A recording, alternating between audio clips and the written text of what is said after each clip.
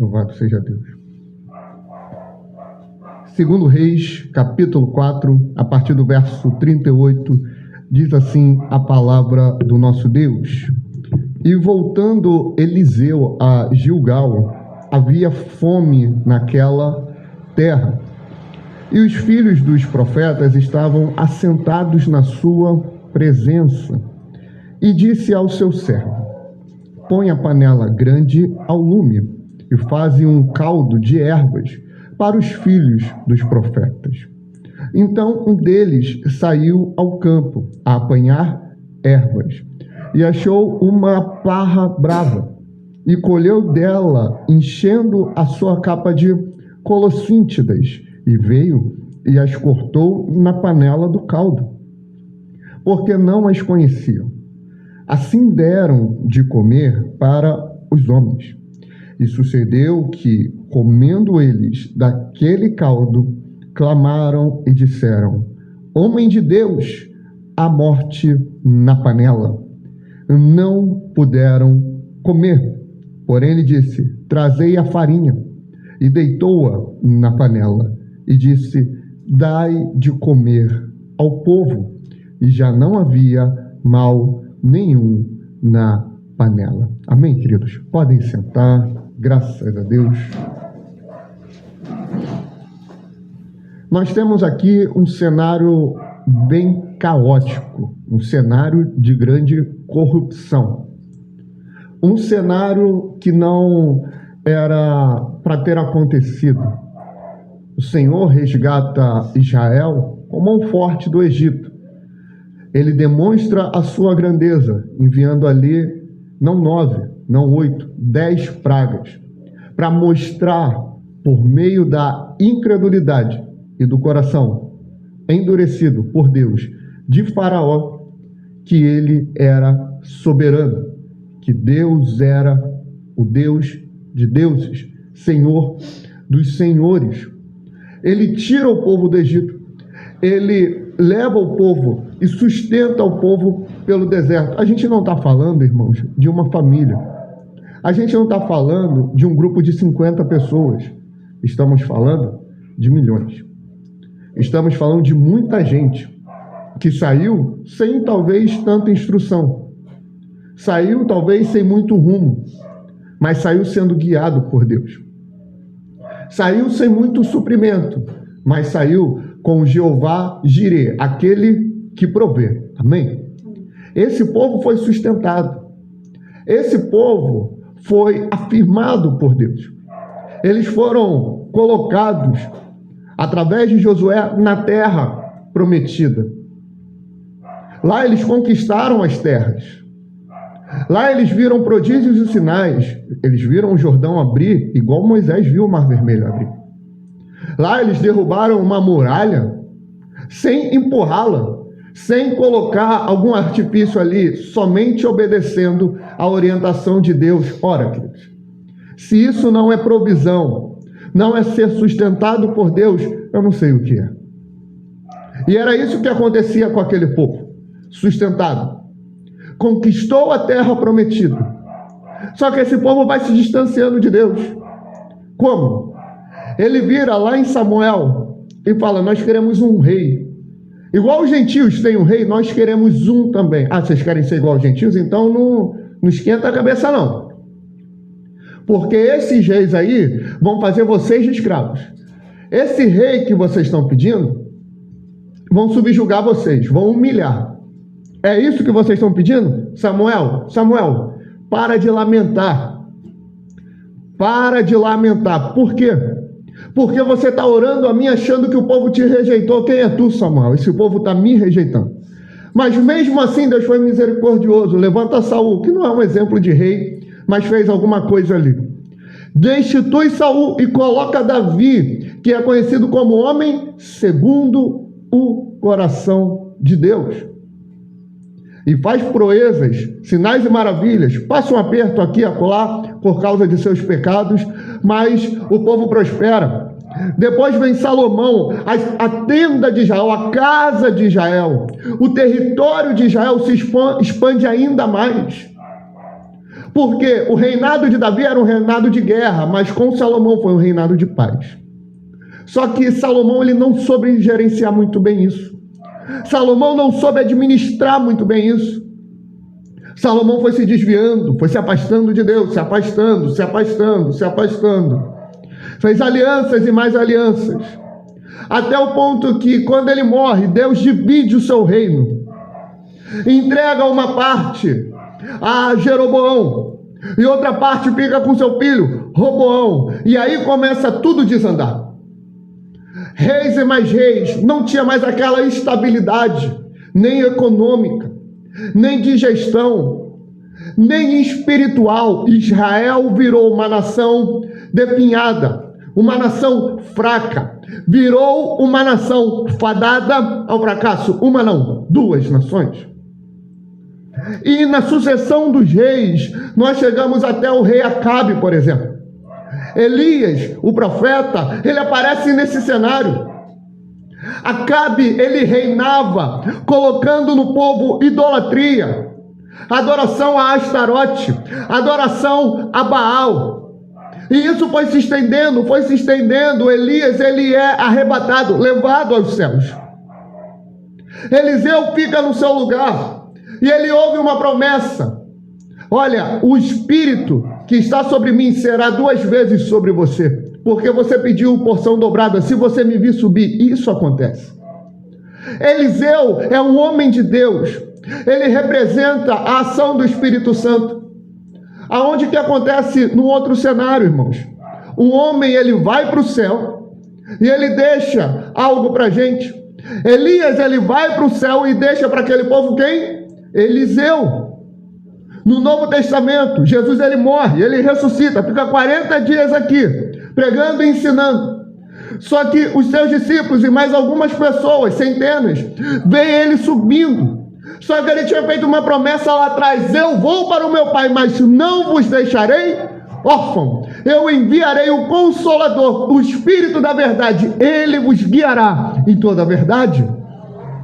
Então Eliseu, ele tem um papel representativo do Espírito Santo, do ministério do Espírito Santo. E aqui nesse cenário que nós lemos, é um cenário de corrupção, é um cenário de falência econômica, é um cenário de morte, aonde o texto vai dizer: e voltando Eliseu a Gilgal, havia fome naquela terra.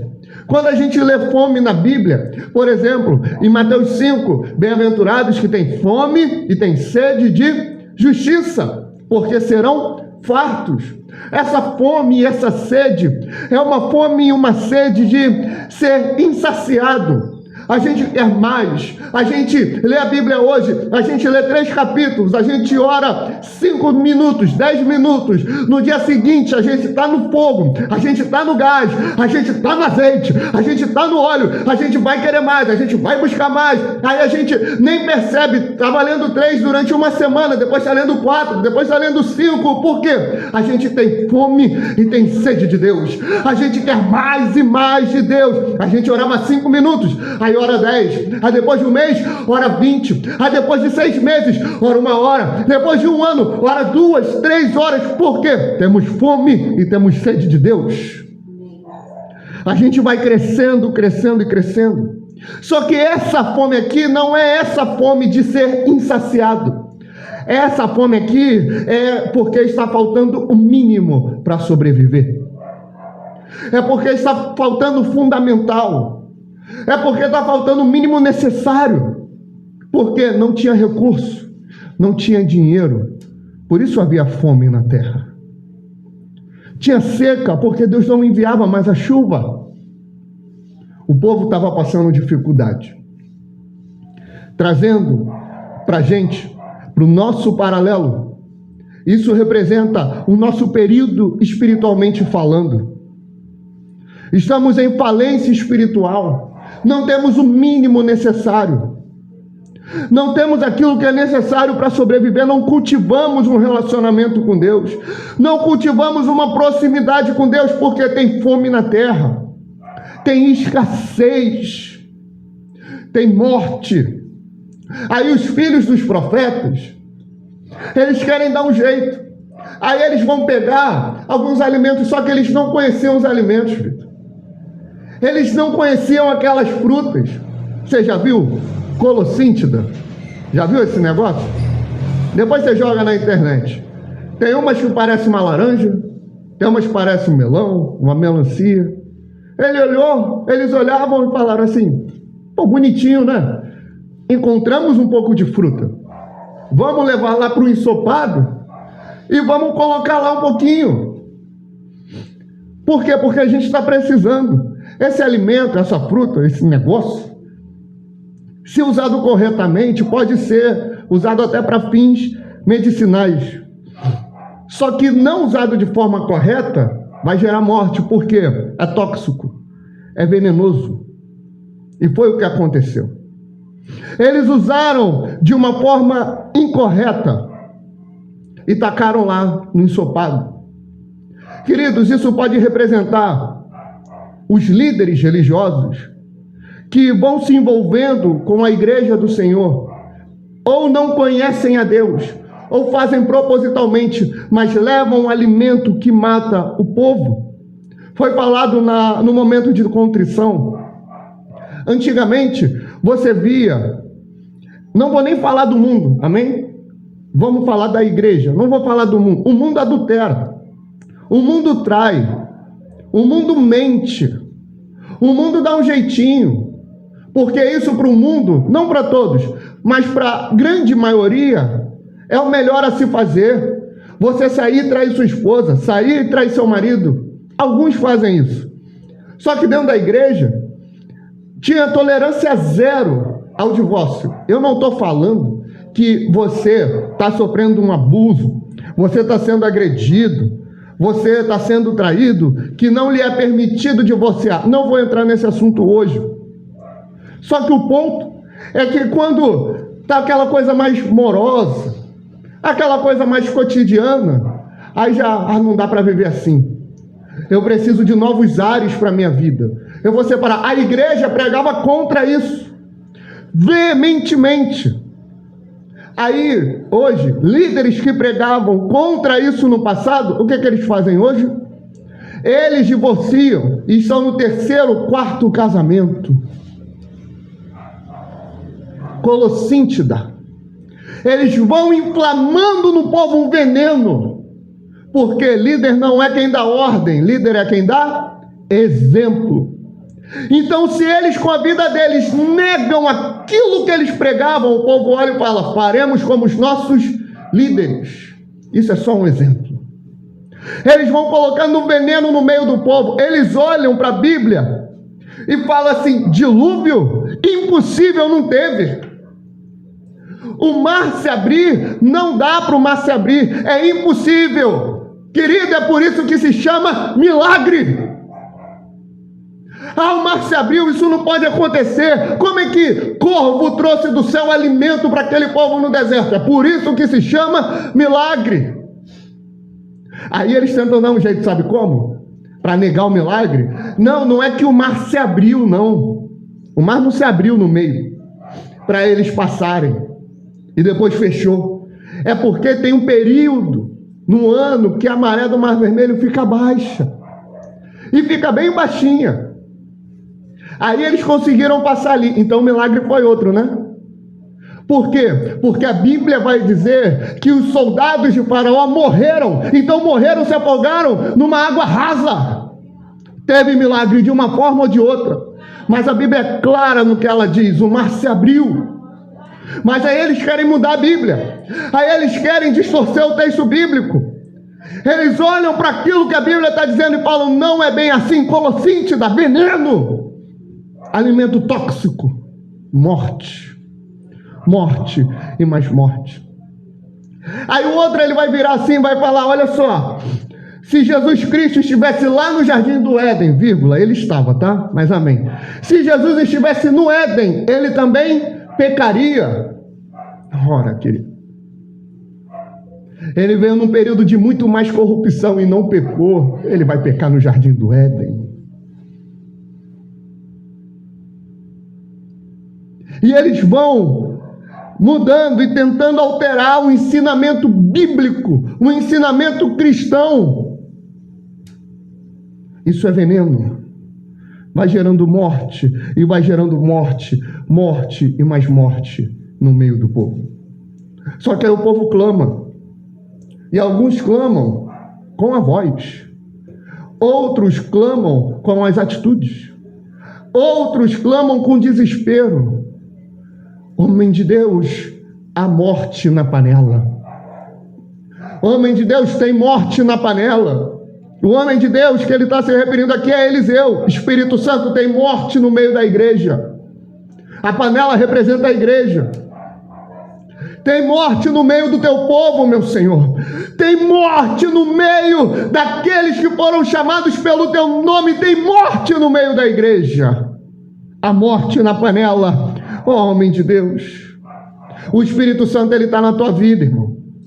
O Espírito Santo, ele está na minha vida. Quando você vê um crente morrendo, quando você vê um crente definhando, quando você vê um crente sendo maltratado pela igreja, quando você vê um crente sendo posto de escanteio pela igreja, quando você vê uma ovelha não sendo cuidada, não sendo pastoreada, não sendo discipulada, há morte na panela. Quando você vê um povo sendo caminhado e levado pela heresia, quando você vê um povo recebendo ensinamento antibíblico, quando você vê um povo comendo comida venenosa, é porque há morte na panela. E eles vão clamando, clamando. E esse clamor tem que chegar até você. O homem de Deus e a mulher de Deus não é mais Eliseu, não é mais Elias, não é Esther, não é Débora, é você. Amém. A morte na panela, mulher de Deus. A morte na panela, homem de Deus. E o que é que você vai fazer? Faz o que Eliseu fez. Eliseu pega a farinha. Ele pega a farinha. A farinha é o quê? É a essência do pão. O que Jesus fala em João? Eu sou o pão vivo que desceu do céu. A farinha é o evangelho, é a doutrina de Jesus Cristo. Ele pega a farinha. Se tu tiver uma explicação nutricional, depois você fala pra gente. Mas ele pega a farinha, ele taca no ensopado. Deve ter ficado uma coisa esquisita, né? Mas ele mexe o ensopado. Aquele ensopado era fundamental para eles, porque, lembra, eles não tinham comida, eles estavam em escassez. A igreja, ela não é descartável. Você vai lá em Apocalipse capítulo 3, na última igreja, a igreja de Laodiceia, é uma igreja das 7, é a única que não recebe nenhum elogio, é a única que não recebe nenhuma glorificação, é a única que não tem nenhum ponto positivo. Mas ele fala ao anjo da igreja. Não é porque está mal, não é porque está ruim. Você vai na igreja de Corinto, você só tem problema lá, você só tem coisa ruim, mas ele fala aos santos da igreja de Corinto, porque não são descartáveis. A igreja não é descartável. A igreja não é um lugar aonde a gente tem que olhar e falar: falsa igreja não presta, vai para lá. Não, você identificou que é falsa igreja, dobra o teu joelho e ora por eles, ora por esse povo até que Deus intervenha, irmão. Quando clamamos, ele intervém. Lembra lá do Êxodo? O povo em escravidão, o povo em morte. Aí o Senhor chama Moisés: liberta o meu povo, porque o clamor do meu povo chegou também até mim. Chegou o clamor deles. Chegou o clamor. A morte na panela, ó homem de Deus. A solução para a morte que está na panela, para a morte que há na igreja, é o evangelho, é a farinha, é a essência de Jesus Cristo, queridos. É o evangelho. Tem morte no meio do povo? A intervenção é a palavra de Deus, é o evangelho de Jesus Cristo. A igreja, as ovelhas estão clamando: há morte na panela, há morte na panela. A resposta tem sido com mais morte e destruição. Você precisa de alimento saudável, não de qualquer alimento. Não se alimente com qualquer coisa que te apresentam ou aparece para você na internet. Se alimente da doutrina de Cristo, se alimente do Evangelho. A cura para a sua morte espiritual está no Evangelho e nele apenas. Cuidado com os profetas e seus filhos ignorantes, eles trazem colossíntidas e envenenam a tua alma. O Espírito Santo te traz farinha para curar e seguir adiante. Tem morte na panela, irmãos. Tem morte na panela. E nós fomos levantados. Fomos chamados pelo Senhor para trazer a cura, para estabelecer a farinha, para estabelecer a doutrina de Cristo mais uma vez. Tem morte no meio do povo. Tem escassez no meio do povo. Tem manipulação no meio do povo. Tem ódio no meio do povo. Tem idolatria no meio do povo. Tem corrupção no meio do povo. Tem roubo no meio do povo. Tem morte na panela. Tem falência na panela. Tem escassez na panela. A solução está nas tuas mãos. A solução está na minha mão e na mão daqueles que já despertaram para a volta de Cristo. A morte na panela, ó homem de Deus. A morte na panela, ó mulher de Deus. Se posicione diante de Jesus Cristo e traga a farinha, traga a solução, traga a cura para esse povo. Amém, queridos? Amém. Louvado seja Deus. Vamos ficar de pé, vamos falar com o nosso Deus.